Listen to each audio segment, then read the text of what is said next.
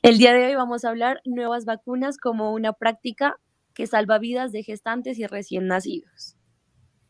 La inmunización materna y neonatal hace referencia a las vacunas administradas antes del embarazo, durante el embarazo y en el puerperio con el fin de inmunizar tanto a la madre como a su hijo.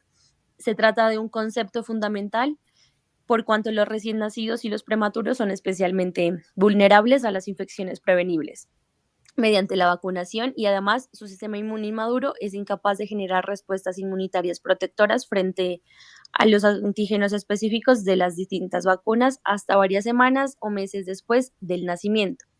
La inmunización materna y neonatal ofrece posibilidades de reducir la morbilidad e incluso la mortalidad durante la primera infancia. Infecciones tales como la influenza, el tétanos, la tosferina se asocian a resultados adversos en los niños muy pequeños.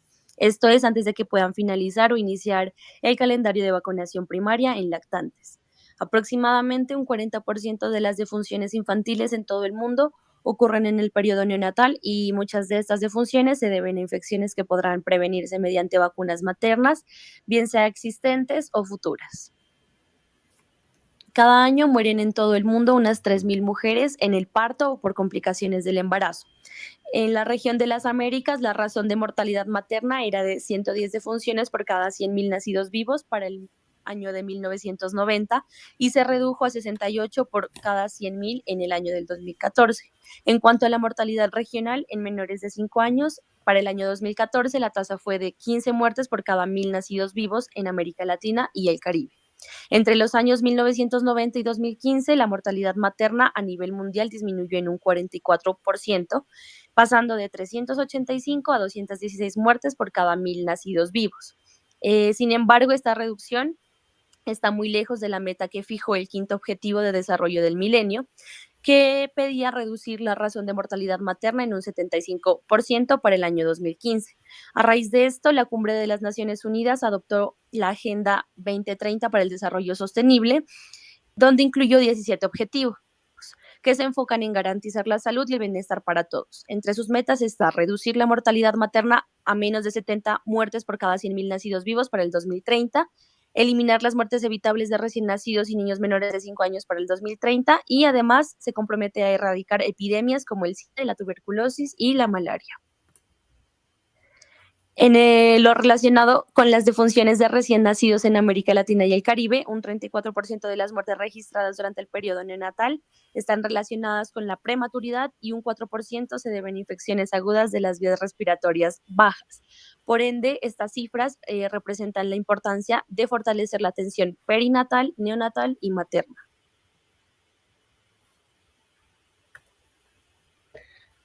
Ahora bien, durante el transcurso de esta temática hablaremos de fiebre amarilla en gestantes, influenza, TDAP y COVID, vacunas BCR, vacuna hexavalente en prematuros.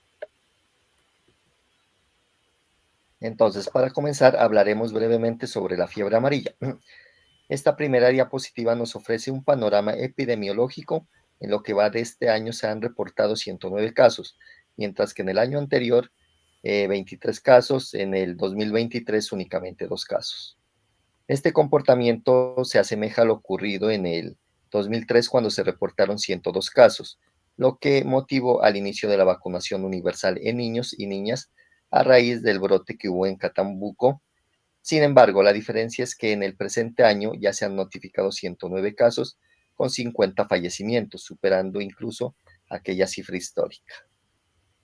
Dentro de estas cifras, la región con mayor número de casos reportados en Colombia es Tolima, con 51 casos hasta el momento, siendo la zona donde más predomina esta enfermedad. Observando esta diapositiva, en Tolima se han notificado 339 casos, de los cuales 273 han sido descartados y se han registrado 21 fallecimientos. Dentro de este departamento, los municipios con mayor prevalencia son, como miramos, Cunday, con 14 casos y 4 fallecimientos. Le siguen Villarrica y Prado, los dos con 12 casos reportados y cada uno con 5 fallecimientos. A partir de esta situación se genera una nueva normatividad. En primer lugar, la resolución 002 del 27 de enero del 2025 que establece que la vacunación para el grupo de 60 y 69 años tiene que darse, dado que se presentan casos importantes y la mayoría de muertes corresponden también a este rango de edad. Posteriormente, la resolución 691 del 16 de abril del 2025 declara emergencia sanitaria, se incluyó la vacunación a partir de los 9 meses de edad en las zonas de alto riesgo y finalmente la circular 029 del 27 de agosto del 2025 amplió la cobertura, incluyendo a las gestantes. En cuanto a las contraindicaciones, la vacuna contra la fiebre amarilla no debe aplicarse en personas con inmunosupresión severa, antecedentes de trastornos del timo, pacientes con cáncer en quimioterapia, quienes padezcan de inmunodeficiencias primarias, personas con alergias graves o aquellas que han recibido trasplantes. En estos últimos casos, cuando ya han recibido trasplantes, hay que esperar al menos 2 años para poder vacunarse.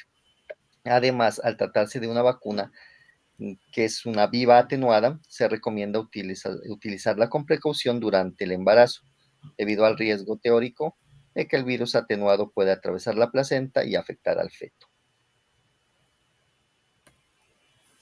Aunque los datos clínicos teóricos de estudios en embarazados son limitados, se han recopilado algunas evidencias con estudios sistemáticos.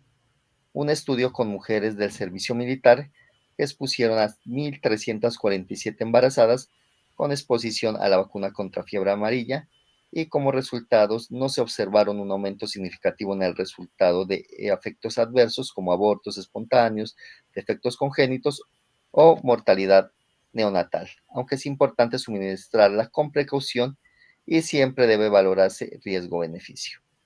Y como recomendaciones a partir de esto, Colombia nos trae algunas como son, ¿no? El uso rutinario durante el embarazo, vacunación con valoración de riesgo, valorar siempre riesgo-beneficio, por ejemplo, personas que viajen a zonas endémicas o donde no es posible evitar la exposición o cuando en estas zonas se estén presentando brotes.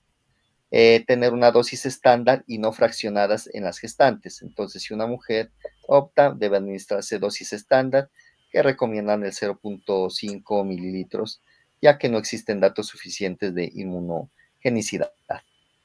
Otro tenemos como recomendación periodo para concebir después de la vacunación, que en los lineamientos internacionales citan en documentos nacionales se recomienda que la mujer que reciba la vacuna se espera al menos 4 semanas antes de concebir para disminuir riesgos de viremia. Certificado de riesgos en zonas endémicas en Colombia, se menciona que en la norma la vacuna es obligatoria y siempre de presentar carnet. Y por último tenemos como recomendación la reacción adversa esperada y contraindicaciones, que esta señala los siguientes puntos, que los efectos adversos son poco frecuentes, generalmente leves, como cefaleas, migrañas, mialgias, enrojecimiento, prurito. No se conocen demasiados, pero por tal motivo es importante, como se lo mencionó, evaluar siempre riesgo-beneficio. Bueno, a raíz de lo que se ha venido mencionando, el Ministerio de Salud toma la decisión de sacar la circular 029 del 27 de agosto de 2025, en donde recomienda la vacunación específicamente con estas condiciones. Mujeres gestantes no deben recibir vacuna contra fiebre amarilla, a excepción de las personas que residen o que no les sea posible evitar la permanencia o desplazamiento a veredas con circulación activa del virus de fiebre amarilla. Veredas con evidencias de casos humanos en los últimos 6 meses, a partir de la semana 12 de gestación, que la mujer no tenga antecedente de vacunación contra fiebre amarilla, priorizar la valoración médica individualizada, obviamente teniendo en cuenta el riesgo-beneficio, y no olvidarnos del previo diligenciamiento del consentimiento y de sentimiento informado según sea el caso.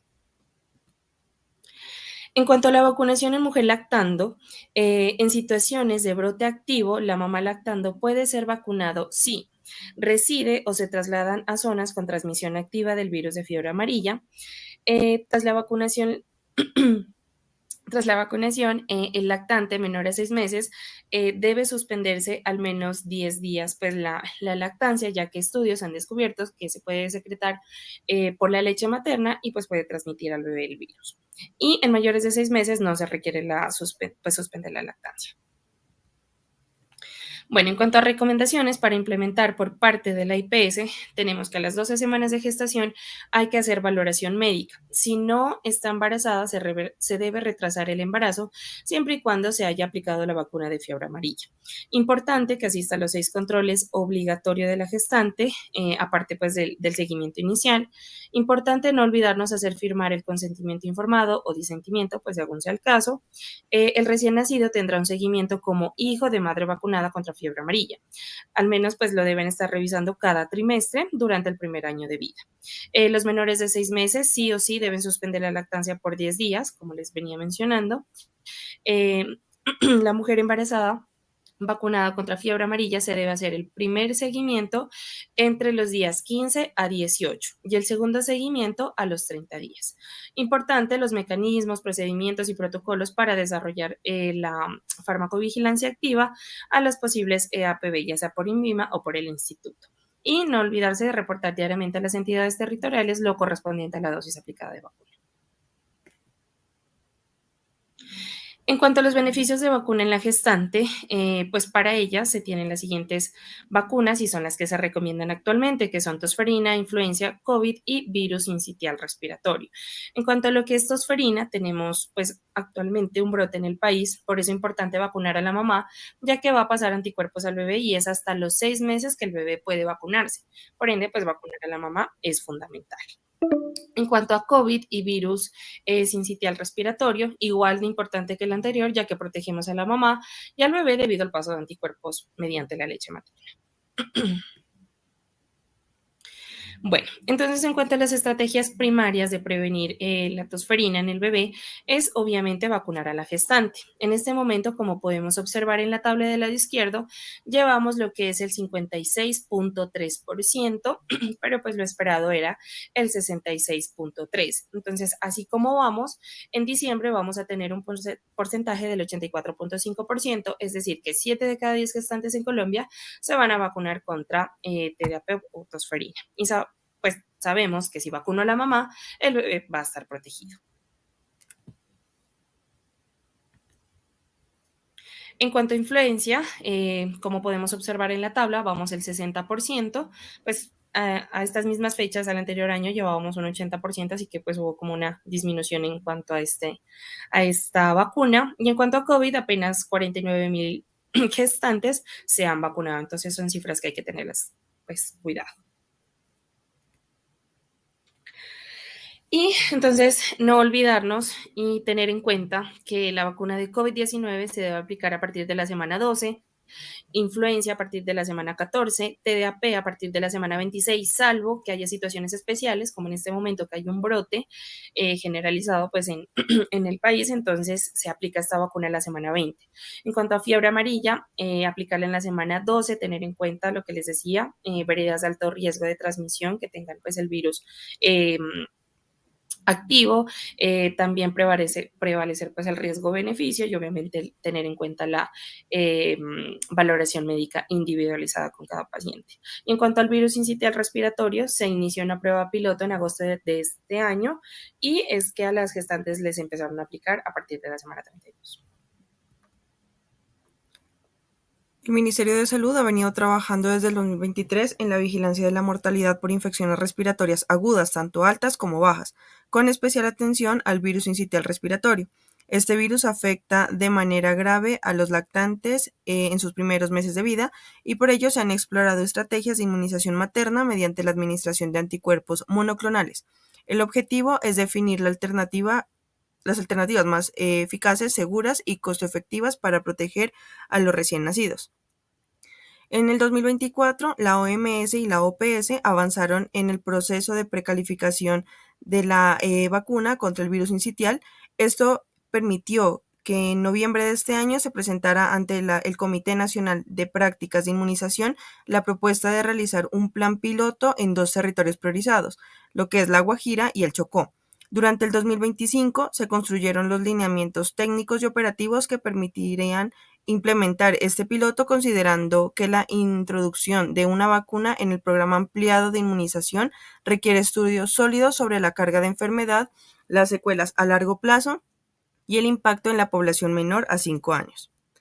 El lanzamiento oficial del pilotaje se realizó el 14 de agosto del 2025. Desde entonces, la estrategia ha buscado proteger a los recién nacidos mediante la vacunación de mujeres gestantes entre la semana 32 y 36, de manera que los anticuerpos generados puedan transferirse al bebé por vía placentaria. Al mismo tiempo, se estudia la posibilidad de combinar esta estrategia con la aplicación de anticuerpos monoclonales para una inmunización pasiva en los lactantes. Este proceso no se limita a la aplicación de la vacuna, implica una amplia logística con trabajo en comunidades indígenas y afrodescendientes que habitan los territorios. En La Guajira participan municipios priorizados donde predominan los guayú, pero también hay presencia de arhuacos, huihuas, cancuamos, ingas y carichiles.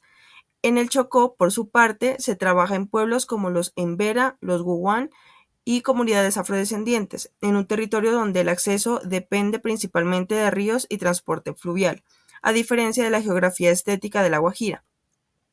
El objetivo central es reducir la mortalidad infantil en estas regiones, respondiendo además a sentencias de la Corte Constitucional que ordenan garantizar el derecho a la salud de estas comunidades. Para lograrlo, el pilotaje integra no solo la vacunación contra el virus sincitial, sino también otras vacunas del esquema regular, dirigidas a la población materna, infantil, adulta mayor y migrante, reconociendo que todos tienen derecho a la inmunización.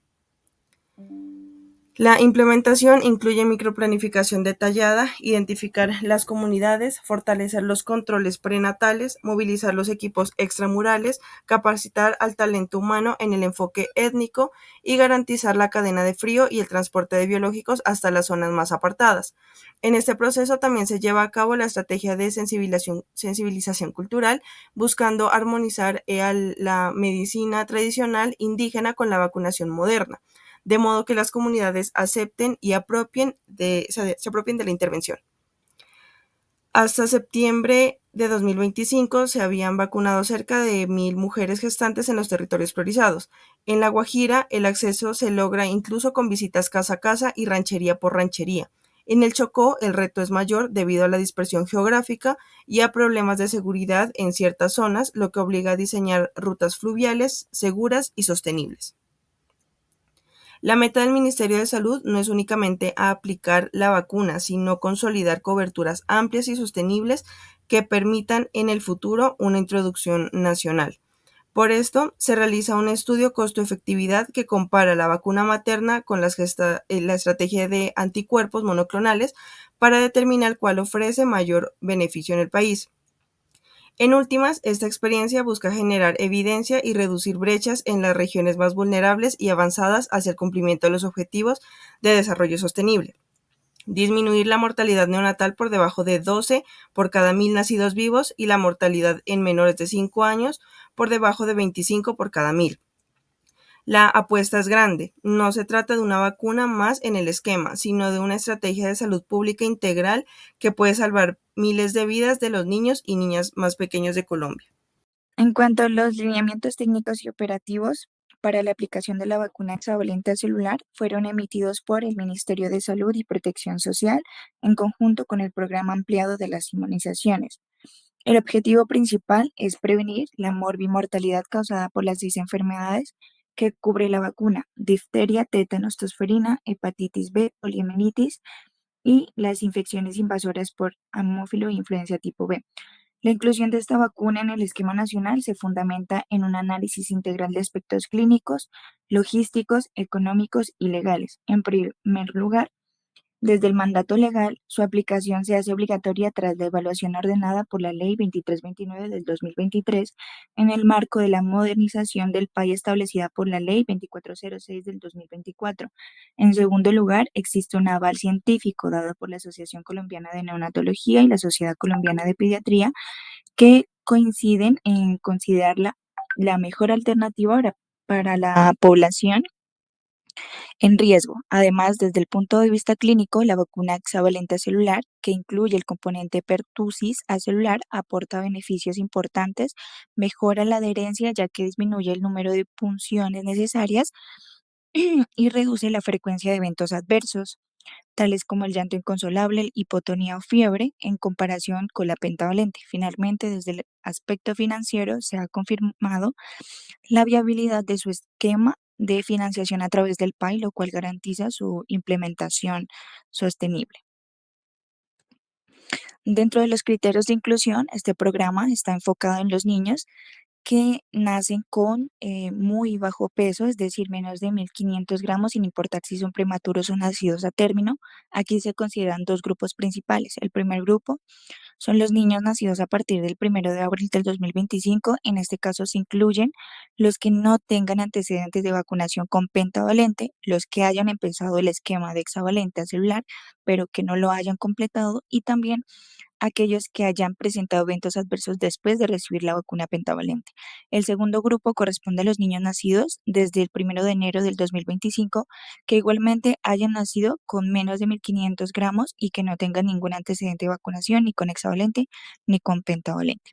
La exclusión es muy clara, se excluye a la población que ya haya iniciado el esquema con pentavalente más la vacuna polio inactivada, y en estos casos debe completar el esquema que ya comenzara.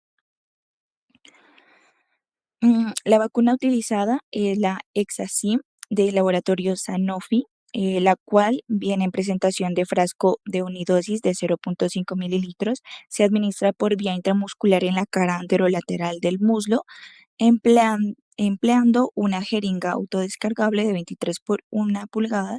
El esquema primario se aplica a los 2, 4 y 6 meses de edad. Luego se realizan dos refuerzos importantes, el primero a los 18 meses y el segundo a los 5 años. En contextos especiales, como brotes de tosferina, este esquema puede iniciarse desde la sexta semana de vida, respetando intervalos de 6 semanas entre cada dosis.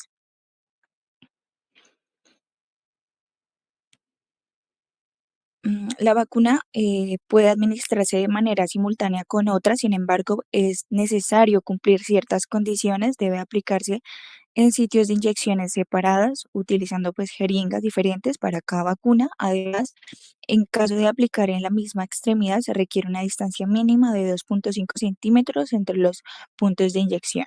Por otro lado, existen contraindicaciones claras que impiden la vacunación. No se debe aplicar en pacientes con antecedentes de anafilaxia a una dosis previa, en aquellos con hipersensibilidad a alguno de los componentes, ni en quienes presenten enfermedad o infección febril aguda, moderada o severa. Asimismo, es importante tener en cuenta ciertas precauciones que requieren vigilancia estricta. Después de la aplicación, se debe monitorear y registrar la presencia de fiebre dentro de las 48 horas posteriores, llanto inconsolable y persistente durante 3 horas o más, de convulsiones con o sin fiebre en los 3 días siguientes. En cuanto a la logística y a la gestión de eventos adversos posteriores a la vacunación, es fundamental que se garanticen condiciones óptimas de conservación y un adecuado manejo de la información. Para empezar, la vacuna debe mantenerse dentro de la cadena de frío entre +2 a +8 grados Celsius, evitando en todo momento su congelación. Asimismo, se recomienda conservar el envase dentro del embalaje exterior con el fin de protegerlo de la luz. En lo relacionado con la gestión de eventos adversos posteriores a la vacunación, se requiere cumplimiento estricto de los lineamientos generales emitidos por el INVIMA, lo cual incluye el reporte obligatorio y oportuno de todos los eventos en la plataforma Vigiflow. Finalmente, resulta clave la articulación constante entre los equipos del PAI, la farmacovigilancia y la comunicación, con el objetivo de dar una adecuada gestión a posibles especulaciones mediáticas y mantener la confianza en el programa de inmunización. Muchas gracias.